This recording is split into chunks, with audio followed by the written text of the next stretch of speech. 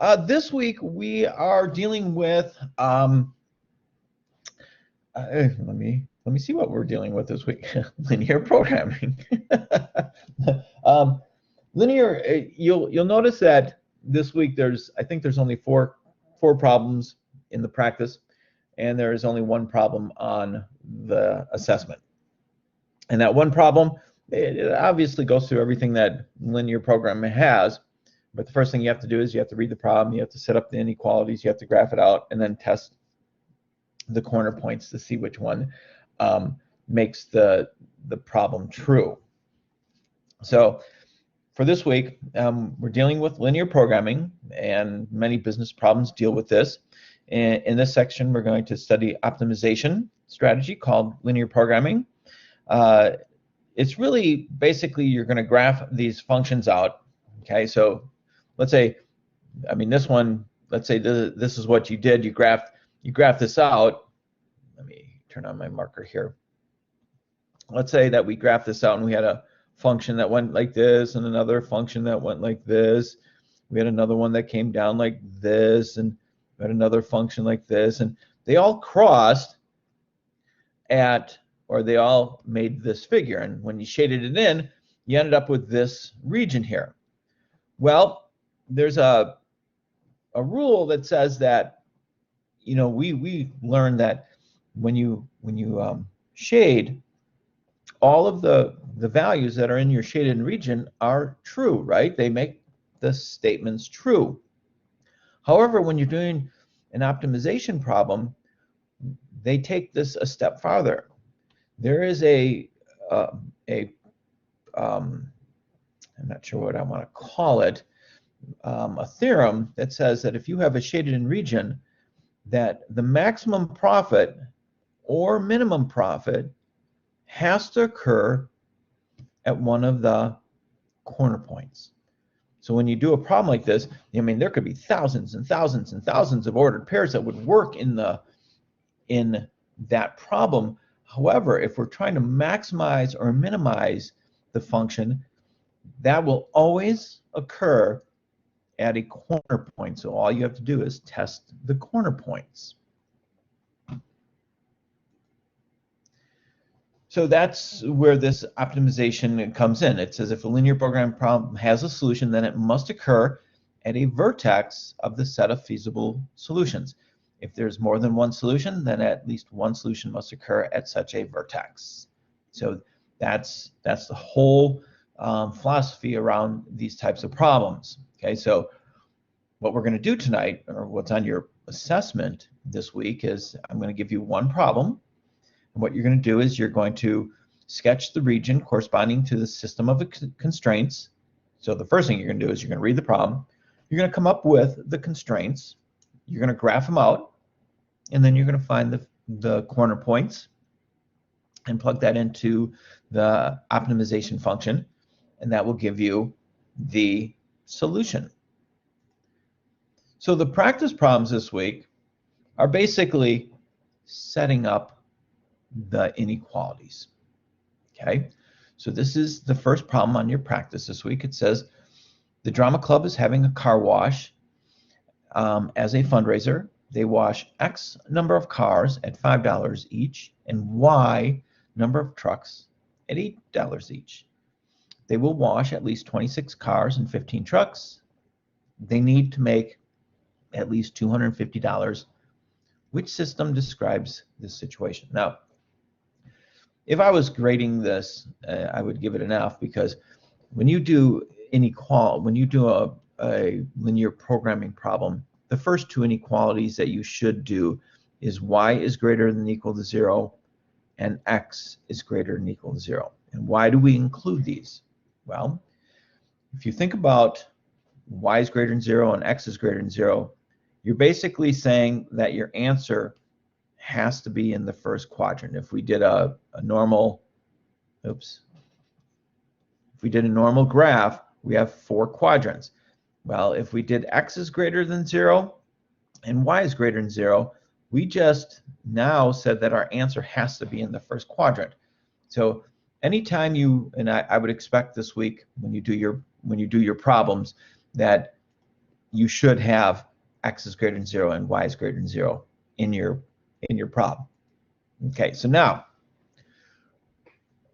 we have to read through the problem and we have to ask ourselves, okay, so I get $5 per car, so I would write down 5x, $8 for each truck, and I have to make at least $250, so greater than or equal to 250. So if I did 10 cars and no trucks, I would make $50, right? But that's not greater than 250, so that you couldn't do that. So this is one constraint.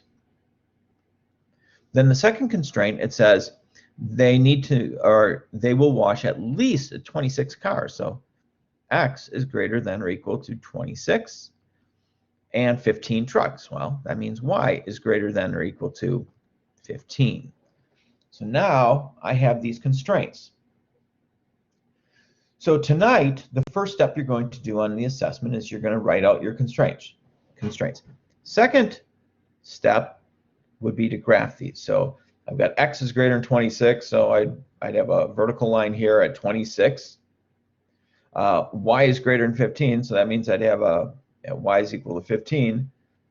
And then I've got this graph here, which would look something like this coming down.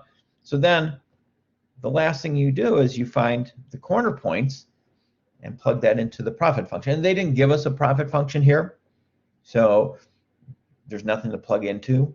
But the only thing we had to do on the practice is come up with the constraints. But tonight on the assessment, you have to take it a little bit farther. Okay, so what is our answer here? X is greater than 26, y is greater than 15, 5x plus 8y is greater than 250. Okay, I'm going to go with letter D. Okay, so now the next problem on the practice, I want you guys to work it out and see what you get for an answer. Okay, so this is the second problem on the practice this week. It says, a factory makes widgets X and gadgets Y. Widgets cost $3 and gadgets cost $5 each to make. The boss wants at least 10 widgets and 20 gadgets per day.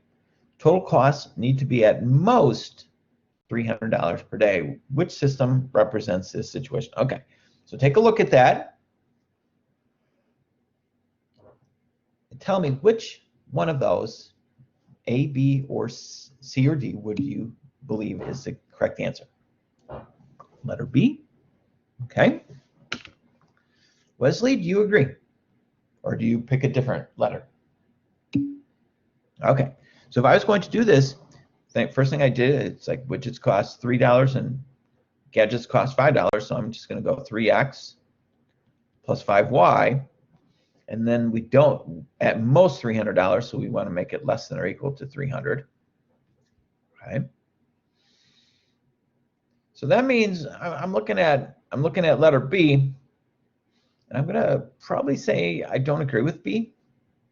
And the reason is the total cost needs to be at most. The total cost needs to be at most $300.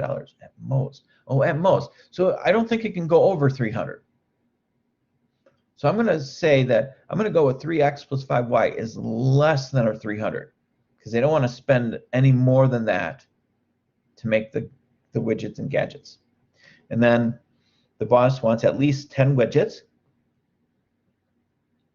So I'm going to go x needs, what does it say? The boss wants at least, so x is greater than or equal to 10 and 20, so y is greater than or equal to 20.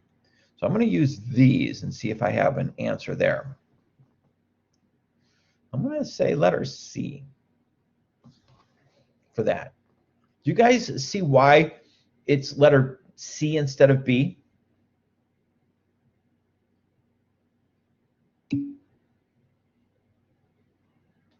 Okay, and that's, it's you know, when you look at it, it's like, oh man, those are really close, but you know, that less than or equal to and greater than or equal to definitely does make a difference. Definitely, I agree with you 100% that they are definitely hard to read. Okay, let's try another one. a class fundraiser is earning $7 per car washed and $4 per cake sold. We have car wash and cakes. Okay. All right. So a class fundraiser is earning $7 per car wash, W, and $4 per cake, C, sold. The cakes cost $2 to make, and the supplies for the car wash cost $1 per car. They will wash less than 50 cars and bake no more than 30 cakes. They want to raise at least $320 to give to a local charity. Which system represents this situation? Oof. You talk about a lot of words in there. Yikes. All right, you guys take a look at it, see what you come up with.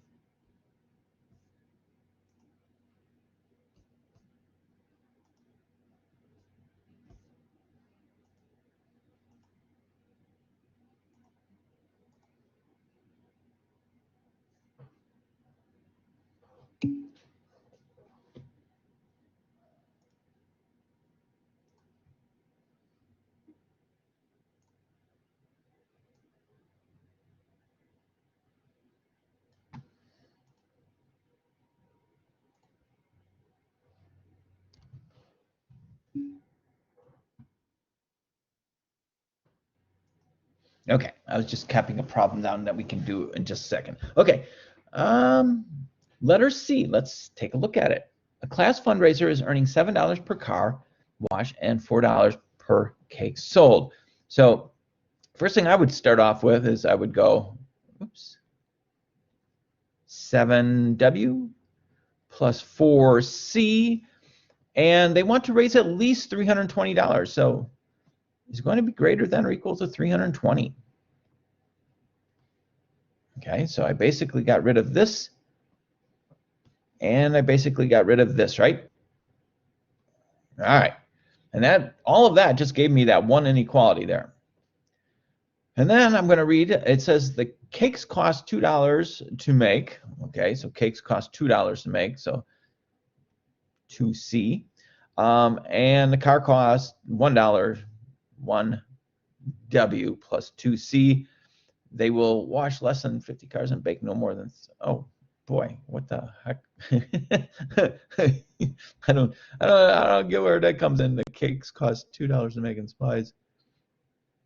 Oh, I think I might have made a mistake up here. Okay, well, let's do this. They will wash less than 50 cars. Okay, so we know that W is less than or equal to 50. They will wash and bake no more than 30 cakes. So cakes is less than or equal to 30. All right, so I've got 2 there. But I think maybe my problem here, less than 50. Oh, so I got to get rid of that, right? Less than 50, so that better go away. All right, so are we saying C for the answer? Yeah, that cost, yeah, that one, that I'm not 100% sure. I'm gonna just jump in here because I think they're trying to trick us on that problem, to tell you the truth. I just have a feeling that I just want to make sure, because it just seems like that one part is just trying to really mess with our heads. Yeah. Let's see here. Yep. Okay. So C is not correct. And the reason is all of this stuff in here. The cake costs $2 to make, and the supplies for the car cost $1. So they're subtracting that off of the 320 because you're going to make $7 per car wash, but it costs you $1 per car. So they have 6W plus, and then 4C, it costs you $2 to make a cake, but you can only sell it, but you sell them for $4. So that's going to be $4 minus 2, so that's 2C is greater than or equal to 320. That you rarely will ever get a problem that they ask you to subtract off of that. So really the correct answer is letter D. That was a little tricky there, that they put that in there. Tricky. But I wouldn't have caught the less than or equal to sign. I would have just put that in there. So the answer for that one should be letter D. All right. It says in problem number 4, it says Jason is with a large group of friends at a movie theater. He plans on buying a few popcorns and drinks for his friends. Each popcorn costs $4 and each drink costs $3. He only has $24 with him. What would be an appropriate set of inequalities to represent how many popcorns and drinks that Jason could purchase? Okay. So in this problem, there really is only one inequality. I mean, I agree with them 100% that when you have variables, you should always say P is greater than or equal to 0. And this one is D, so D is greater than or equal to 0. Those should always be your first two inequalities to make sure your two variables are greater than or equal to 0. So you're only dealing with the first question. But what would the other inequality be? Okay. Jason is with a large group of friends at a movie theater. He plans on buying a few popcorns and drinks for his friends. Each popcorn costs $4 and each drink costs $3. He only has $24 with him. What would that last inequality be? Or which letter would be correct for this answer?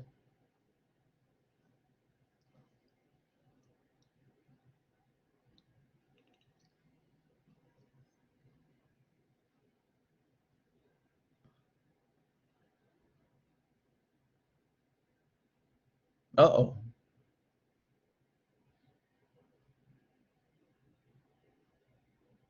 Okay, so in this problem, I'm looking at $4 each, so $4 for a popcorn plus $3 for a drink, and he only has $24. So that has to be less than or equal to 24. So I believe our answer should be C, shouldn't it?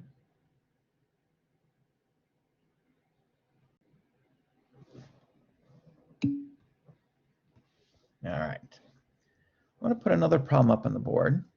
Okay, 1 second here.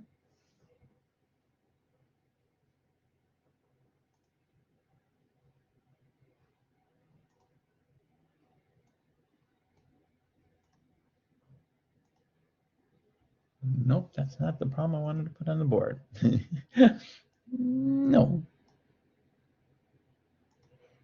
All right, that's the problem I want to put on the board.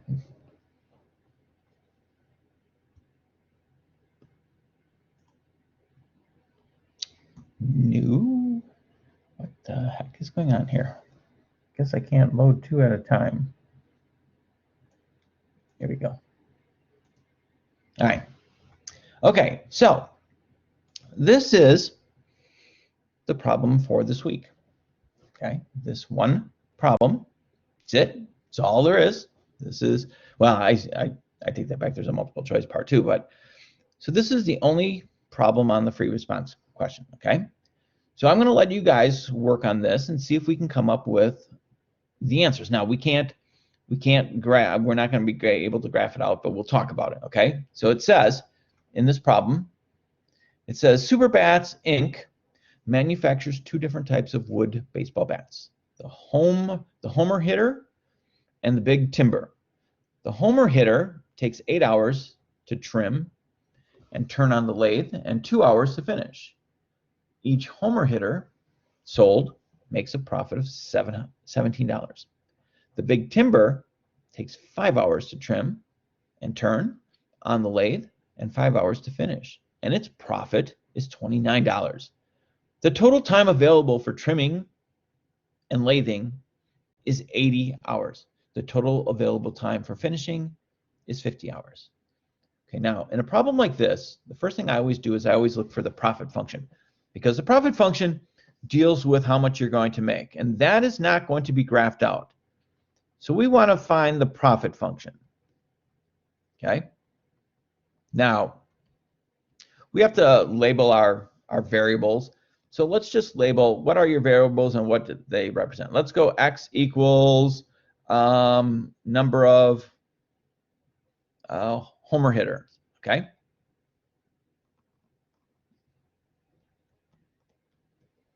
And we'll say y is equal to the number of, what was the other one? Big timber?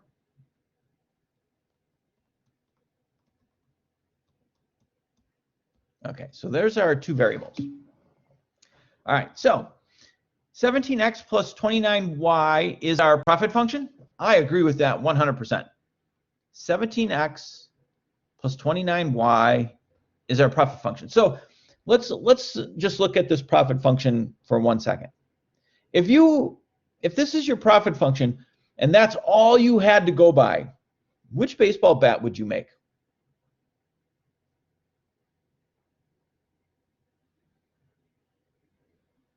And why? And you can use your mic if you want, just so you don't have to sit and type it all in. But what is, if that's your profit function, which one do you think you should make the most of, or and why?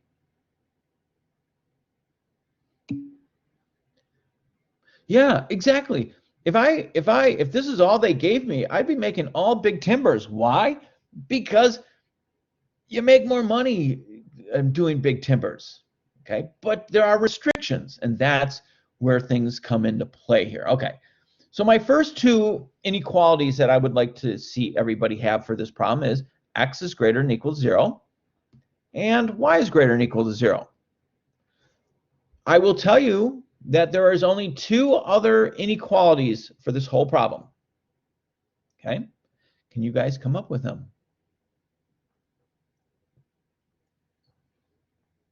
What are my two other inequalities?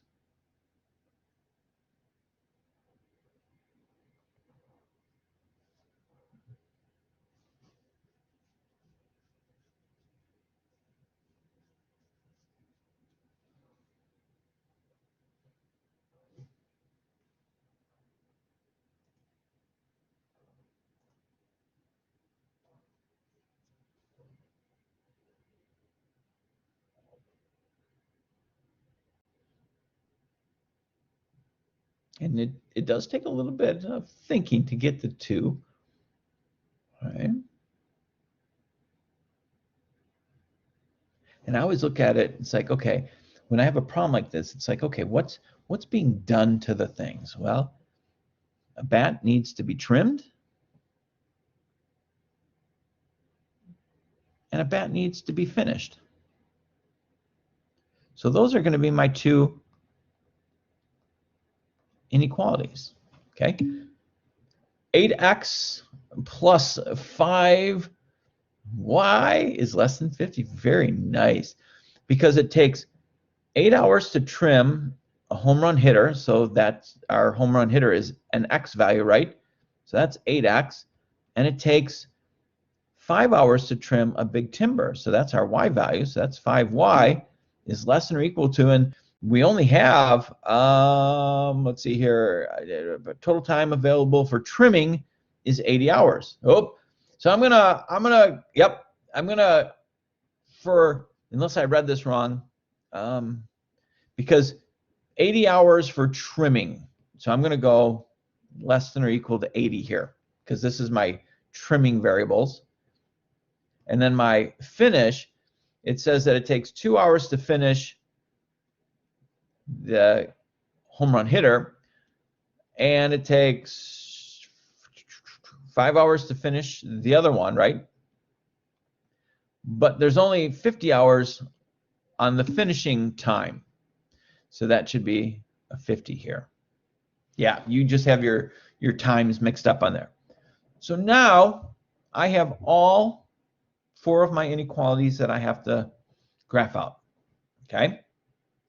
So what's my next step? Well, my next step would be to graph all of these out. Well, I can't graph this. I have to rewrite it. So I would probably rewrite this as 5y is less than or equal to negative 8x plus 80. And then I would divide through by 5 here. So I'd end up with y is less than or equal to negative 8/5 x plus 5. That's 80 divided by 50. Okay, so that's 16. So you'd have 1 8/5 plus 16, so you go up to 16, you graph this out, it's going to be less than, so it's going to be everything under here. Now the other equation might look something like, I don't know what it looks like, could look like this, I don't know. But you're going to end up with a shaded in region, right? And you're probably going to end up with some corner points. So then your next step, yeah, that's perfectly fine, right? Desmos is perfectly fine for this assignment. And then you're going to come up with your corner points, and you're going to plug them back into your profit function. And whatever one gives you the biggest profit, that's, so let's say that this came out to be 0.16, and let's say that this one came out to be 10.10. Okay.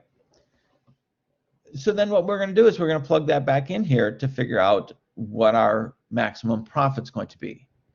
And that is the whole problem for this week. Any questions on that?